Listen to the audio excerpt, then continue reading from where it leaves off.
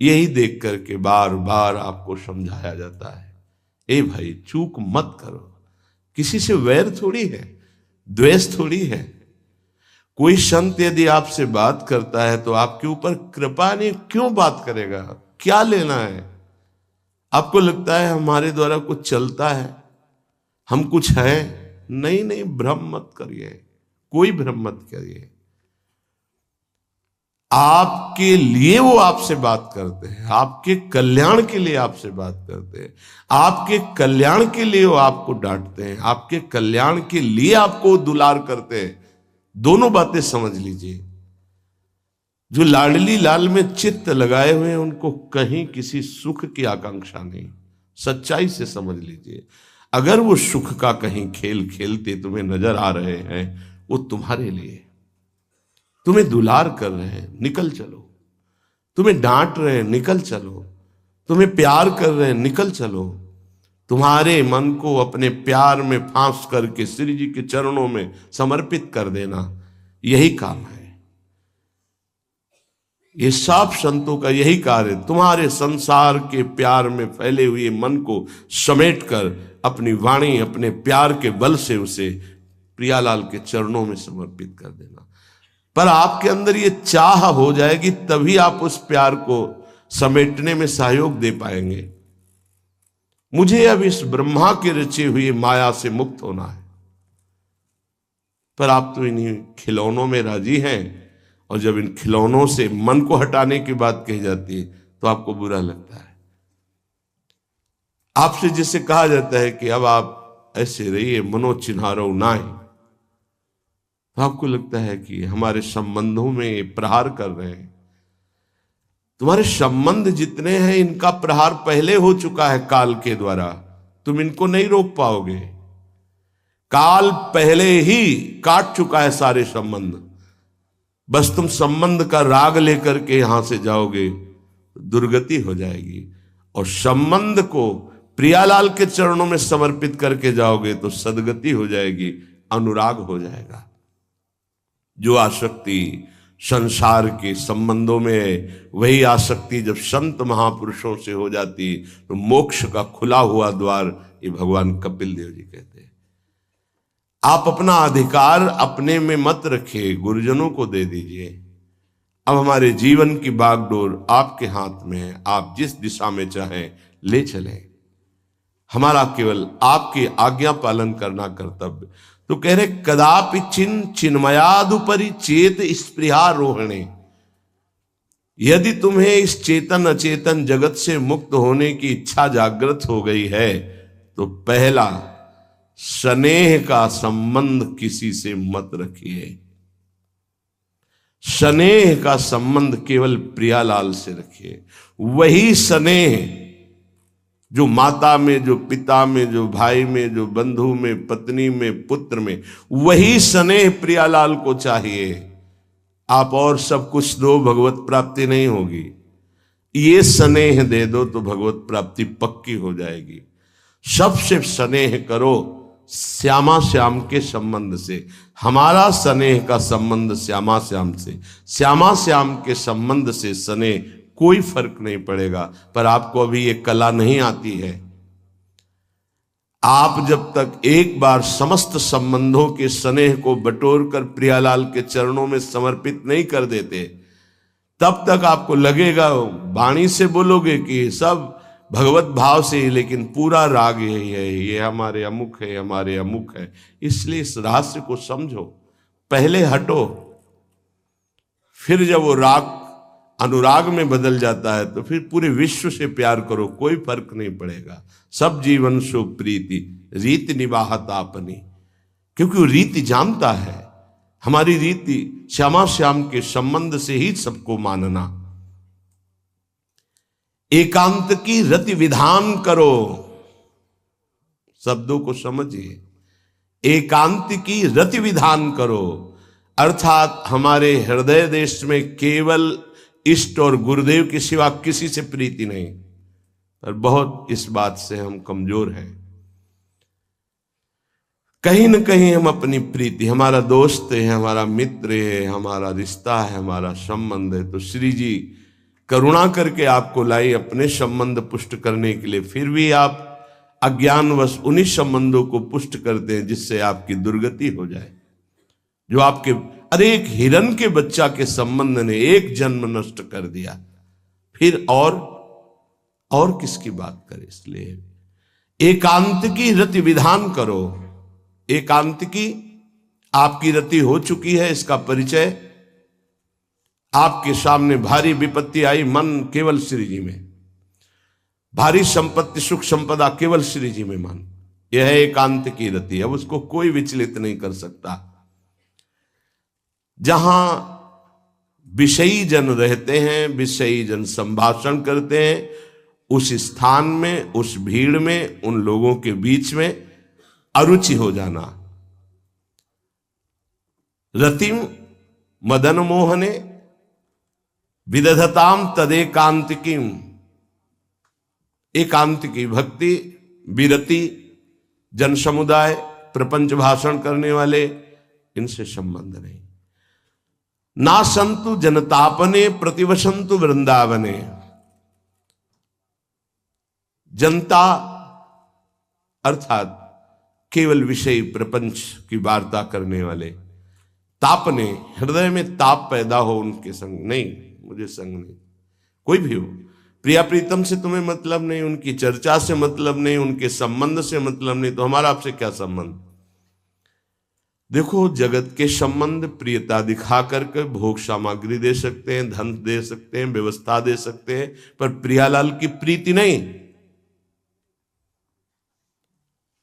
पूज्य श्री रघुनाथ दास गोस्वामी जी जब अपने गृह का त्याग करके महाप्रभु चैतन्य देव की शरण में गए, तो 2-3 दिन जो महाप्रभु को भिक्षा आती थी उसी से महाप्रभु दे देते थे। उनको लगा कि नहीं, जीवन जब महाप्रभु को समर्पित है तो हमको जीने का ढंग सीखना चाहिए, कैसे हम विरक्त होकर के जिए।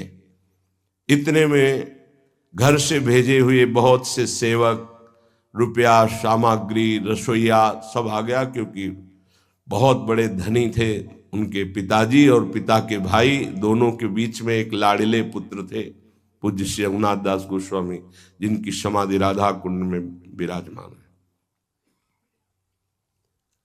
अब सुंदर सुंदर पकवान, भोग सामग्री घर के भेजे हुए रसोइये सब बनाते, प्रभु को भोग लगता, महाप्रभु चैतन्य देव को भी।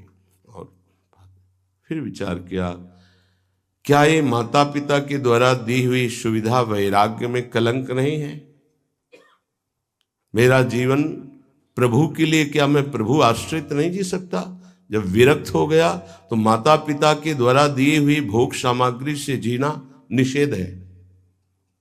प्रवृत्ति और निवृत्ति 2 मार्ग हैं। प्रवृत्ति मार्ग में स्वयं अधिकार हो जाता है पुत्र और पुत्री का माता पिता की संपत्ति पर, निवृत्ति मार्ग में नहीं,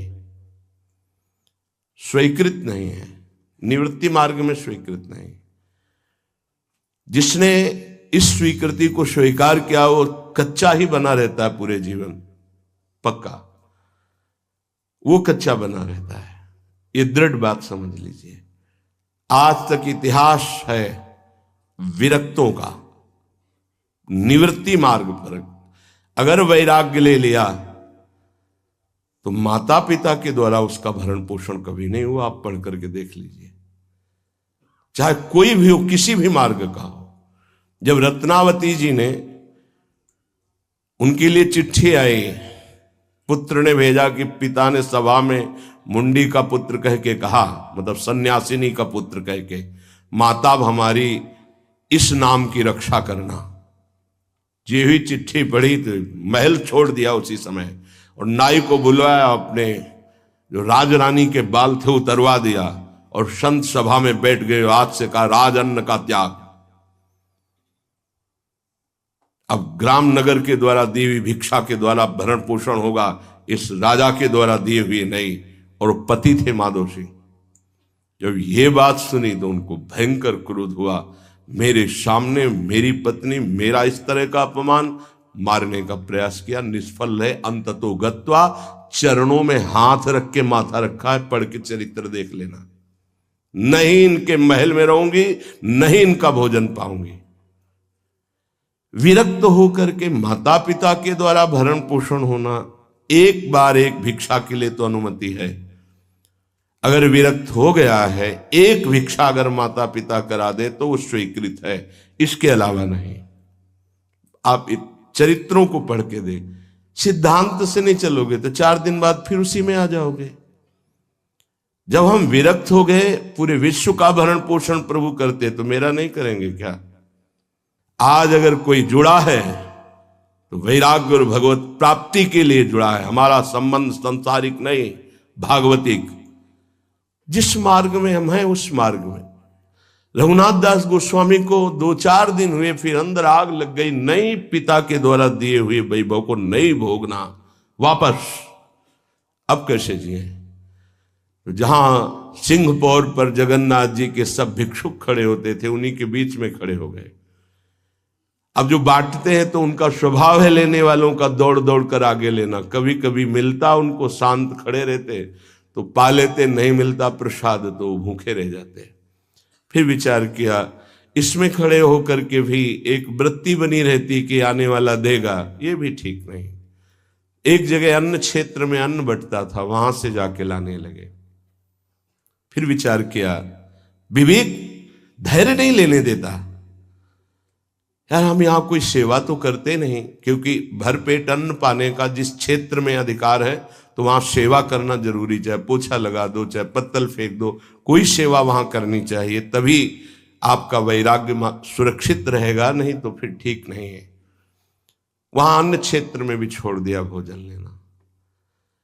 आप कैसे जिए? तो रात्रि में जो महाप्रसाद गाय को डाल दिया जाता था, गाय भी छक के जब नहीं पाती थी तो वो रात्रि के 10-11 बजे निकलते और वो महाप्रसाद जो पड़ा रहता उसको उठा के लाते, जल से धोते, सड़े सड़े निकाल के चावल, फिर उसे पाते। महाप्रभु ने पूछा, गोविंद, गोविंद दास सेवा में रहते, गोविंद ये रघु अब क्या पाता है? बोले प्रभु बहुत वैराग्य से रह रहे। बताया तो उनका, अच्छा ऐसा अमृत अकेले अकेले पाता है, हमको कभी निमंत्रण नहीं दिया, अब हम चुपके से छीन के पाएंगे। महाप्रभु चले रात्रि के जब वो कटोरे पे इतने से चावल सही निकाल कर पानने में लगे थे, पीछे से महाप्रभु गए, से लिया। अरे प्रभु आपने, उनका इतना स्वादिष्ट अमृत पाता है और मेरे को कभी निमंत्रण नहीं दिया, निहाल कर दिया। उनके लिए आया, सोवत हु रसना रटे राधा कृष्ण सुनाम। वो जब सोते थे तो उनकी जबान से राधा कृष्ण राधा कृष्ण राधा कृष्ण। ये इस मार्ग के पथिक। निवृत्ति मार्ग और प्रवृत्ति मार्ग में अंतर है, आप लोग इस बात को समझें। निवृत्ति मार्ग श्री जी के भरोसे का है, आप विश्वास कीजिए। जब इष्ट के भरोसे में, तो जिनकी पलक झपकते अनंत ब्रह्मांड रचना हो जाती, उनके लिए कोई ये बड़ी बात हो गई क्या? ये कोई बड़ी बात है उनके लिए? हम उनका भरोसा त्याग करके निवृत्ति मार्ग के हो करके और परिवार के द्वारा भरण पोषण हमारा हो, भाई ये तो नहीं समझ में आता। भरोसो दृढ़ इन चरणन के रो। निवृत्ति मार्ग तो निवृत्ति मार्ग, प्रवृत्ति मार्ग तो प्रवृत्ति मार्ग। प्रवृत्ति निवृत्ति, निवृत्ति में प्रवृत्ति, बहुत समझकर संभल कर चलना पड़ेगा। जो मार्ग भगवान ने बनाया उसके अनुसार। तो कह रहे न संत जनता, तुम्हारा व्यवहार जनता से नहीं होना चाहिए। व्यवहार शून्य व्यवहार है, ध्यान रखना। दसियों हजार लोगों के दर्शन होते हैं, एक का भी परिचय नहीं है। हजारों लोगों से संभाषण है, एक भी हमारा मित्र नहीं है कि ये हमारा है, तुम लोग इसके साक्षी हो। ये हमारा बंदा है, एक भी नहीं। साफ श्री जी के हो, श्री जी से संबंध है, मैं सिर्फ एक नौकर हूं। श्री जी की बात आपको बता देता हूं, आपकी बात श्री जी को बता देता हूं। हमारे श्री जी, इसके सिवा कोई नहीं। एकांत की रति, जनता से संबंध रहित, श्री जी के संबंध से सब जीवन सो प्रीति।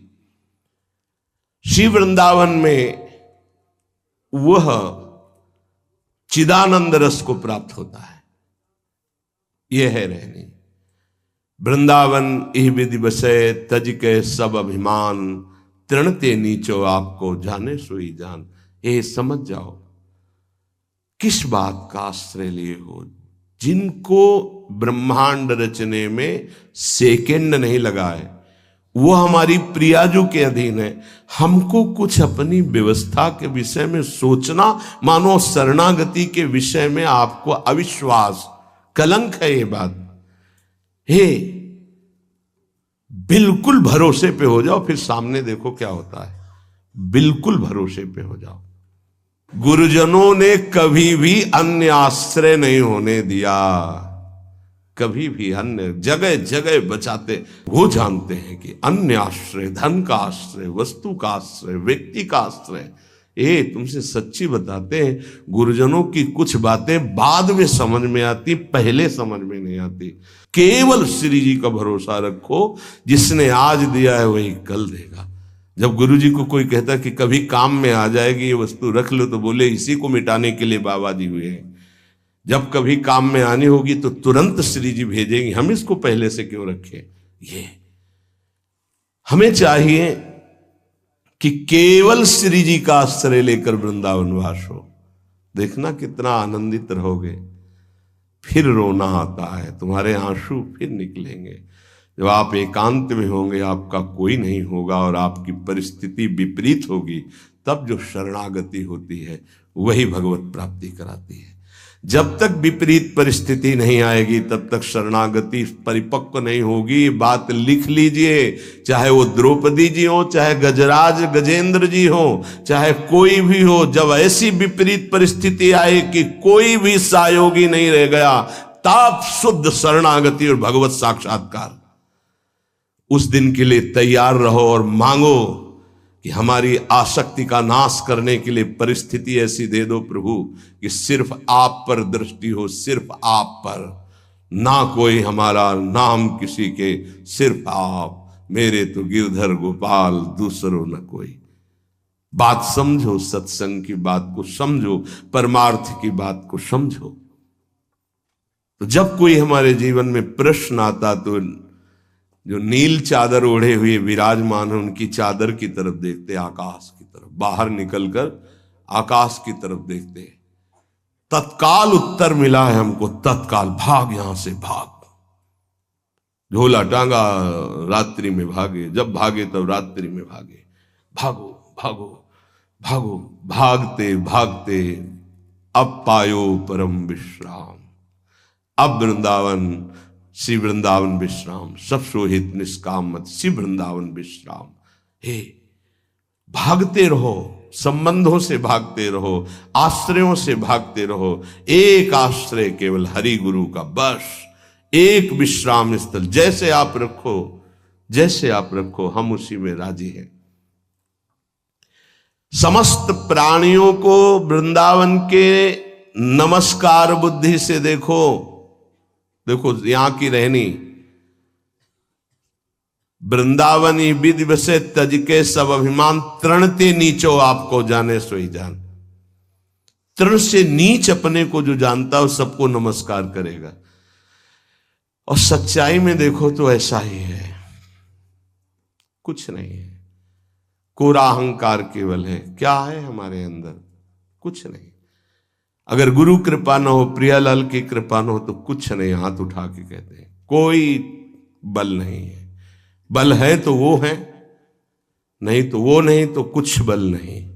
क्या बल है आप देखो, अंदर से देख लो बैठ के, तुम्हारे अंदर क्या बल है। फिसल कर गड्ढे में गिरने का तो बल है, लेकिन गड्ढे से निकलने का बल तो नहीं है। फिसलने में क्या बल? फिसल कर गिरने का तो है, लेकिन गिर के संभलने का बल ये केवल गुरु का बल है, ये केवल इष्ट का बल है। इसलिए श्री धाम वृंदावन का आश्रय और वास स्वीकार करो। सबसे छोटा अपने को समझो, समस्त प्राणियों को नमस्कार करो। क्यों? क्योंकि कहीं कोई वृंदावन में किसी का अपराध न बन जाए। नमंतु ननु जंतु कानिह नमंतु रस्तु क्वचित। कहीं ऐसा ना हो जाए यहां किसी भी जंतु का, किसी भी जीव का, किसी भी शरीरधारी का अपराध न बन जाए।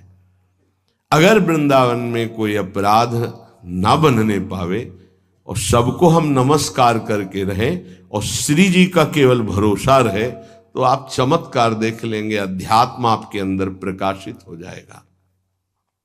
जैसे जैसे अध्यात्म प्रकाशित होता है वैसे वैसे शांत होता चला जाता है, मन शांत होता चला जाता है, कोई वासना हृदय में नहीं रहती। पूज्यपाद श्री उड़िया बाबा जी महाराज से प्रश्न किया, पीछे वर्णन किया गया था कि बड़े बड़े महापुरुषों की ये लोग निंदा क्यों करने लगते हैं, क्यों द्वेष करने लगते हैं? वो तो किसी से द्वेष नहीं करते। जितने महापुरुष हुए उनकी निंदा हुई है, वर्तमान में जितने हैं तो आप देख लो सैकड़ों अगर नमस्कार करने वाले तो कुछ निंदक आपको मिलेंगे। ऐसा क्यों होता है? क्योंकि संत तो किसी से द्वेष नहीं करते, द्रोह तो उनके हृदय में होता नहीं, अद्वेष्टा सर्वभूतानाम। फिर ये क्यों होता है, निंदा क्यों करते हैं? तो कहते भगवान की दो शक्तियां हैं, एक है माया और एक है प्रेम भक्ति। जो प्रेम भक्ति से विमुख उनके हृदय में माया शक्ति का प्रभाव रहता है, यद्यपि उनका द्वेष भी इसी से होता है। उनकी महानता देख करके वो वहां चल तो सकते नहीं, तो उनका द्वेष बन जाता है। महानता देख करके उसमें चल नहीं पाएंगे। जैसे कहावत में आता है कि एक अंगूर को बहुत कोशिश की पाने की, जब नहीं मिले तो कहा खट्टे हैं, प्रयास किया लेकिन नहीं मिला। तो उनका प्रयास माया जनित है, तो प्रेम या भक्ति या सद्गुण या भगवद आश्रय नहीं धारण कर पाते, तो उनको द्रोह हो जाता है संतों से। आप नरसिंह मेहता जी का चरित्र देखिए, बड़े बड़े भक्तों का उन्हीं के गांव के लोग, उन्हीं के घर के परिवार के जनों ने ही द्रोह पैदा कर दिया। द्वेष, निंदा, मारने की चेष्टा, अपमान, ऐसे। अच्छा सोचो, उड़िया बाबा जैसे महापुरुष से क्या कभी ऐसा हो सकता है कि उनके मारने के लिए आदमी लगा दे? विचार करके देखो। पैसा देकर भेजा गया था कि सत्संग में जाके नाक काट लो। वो आदमी चुपचाप चाकू लेकर के आया और प्रणाम के बहाने तो संतों के सामने कौन रोकता, तत्काल चाकू निकाली और जे भी मारा तो हाथ पकड़ते पकड़ते चावल भर नाक में चल, मतलब थोड़ा सा ऐसे खून निकलने लगा। ऐसे बाबा ने रोका, पकड़ा और गुफा में ले गए। आज भी गुफा नीचे जो बनी हुई, बैठे और गरम दूध चीनी डाल के मंगवाया, पिलाया और कहा धैर्य धारण करो, बिल्कुल डरो मत, तुम्हें कोई नहीं मारेगा, तुमने ऐसा क्यों किया? तो रो पड़ा संत कृपा देख के और कहा बाबा मुझे इतने 1000 रुपये देने की बात कही गई थी कि बाबा मैं गरीब आदमी हूँ, पैसे के लोभ से बुद्धि मारी गई। उन्होंने कहा बस तुम ऐसे नाक में चाकू मार देना ऐसा। बाबा ने कहा कोई बात नहीं, कहाँ से आए हो? बोले हाथरस के हैं। बाबा ने ये नहीं पूछा कि किसने भेजा है। चतुरता इस बात की कि सब शिष्य थे, अगर ये पता चल जाए कि किसने तो उससे द्रोह हो जाएगा ना, बस इतना पूछा था क्यों तुमने ऐसा किया? तो बोले मुझे पैसा दे। ये नहीं पूछा किसने किया, क्योंकि उससे द्वेष हो जाएगा। अपने शिष्यों से कहा शपथ है हमारी, इसे डांटना भी नहीं और हाथरस की बस में सुरक्षित बैठाल करके आओ, चलो जाओ। बोलो ऐसे महापुरुष को फिर बाद में लीला, द्वेष की हद हो गई, संसार द्वेष की सूली पे चढ़ा दिया, जहर पिला दिया। मेरा जी को जहर पिला दिया, प्रहलाद जी को क्या? क्यों ऐसा करते हैं लोग? बोले माया से आसक्त चित्त वाले जब भक्त को देखते तो उनके अंदर गाली देने का मन होता है, जलन पैदा होती, स्वभाव ऐसा स्वाभाविक है। उनके हृदय में इतना द्वेष पैदा होता है कि वो दुष्ट हृदय कैसे इनकी हानि हो, बस ये सोचते हैं कैसे इनकी। बड़ा विचित्र खेल है। इस संतों के साथ क्यों? पलटू बाबा को अयोध्या में झोपड़ी में ही आग लगा दी आसपास से। ऐसा ऐसा क्यों होता है? तो बोलिए माया शक्ति कि जिसके हृदय में माया का प्रभाव, मलिन हृदय होता है, वो संतों से स्वाभाविक द्वेष करते हैं, जो कि द्वेष के पात्र नहीं है। वो किसी से वो द्वेष नहीं करते। एक संत आप चरित्र उठा करके देखो, संतों से द्वेष करने वाले प्रत्येक महापुरुष के जीवन में देखा गया कि द्वेष करने वाले, और कोई कोई तो उन्हीं के पार्षदों के रूप में द्वेष करने लगे, उन्हीं के पार्षद बनकर उनकी खिलाफत करने लगे और उन्हीं के पार्षदों के द्वारा उनको सूली पर चढ़ाया गया। बड़ा विचित्र माया का खेल है। इसी से वो भक्तों की निंदा करते हैं और भक्तों से द्रोह करके अपना सर्वनाश कर लेते हैं। तो क्या इससे बचा जा सकता है? यदि भगवान का नाम जप करने लगे, भगवान का आश्रय ले ले, तो दृष्टि बदल जाएगी। आप देख लेना, दृष्टि बदल जाएगी। नाम जापक सहृदय होता है, वो घोर पापी पर भी प्यार करता है। लोग समझते नहीं उनके हृदय को। घोर पापी को भी वो प्यार करके भगवान से मिलाना चाहते हैं। यदि आप नाम जप करते हैं तो आप बच सकते हैं, नहीं संत द्रोह की वृत्ति अंदर पैदा हो जाएगी। ये माया है। ये जहां किसी महापुरुष का यश सुन तो वही निंदा शुरू कर देता है, क्योंकि माया उसका पतन कराती है और भक्ति उत्थान कराती है।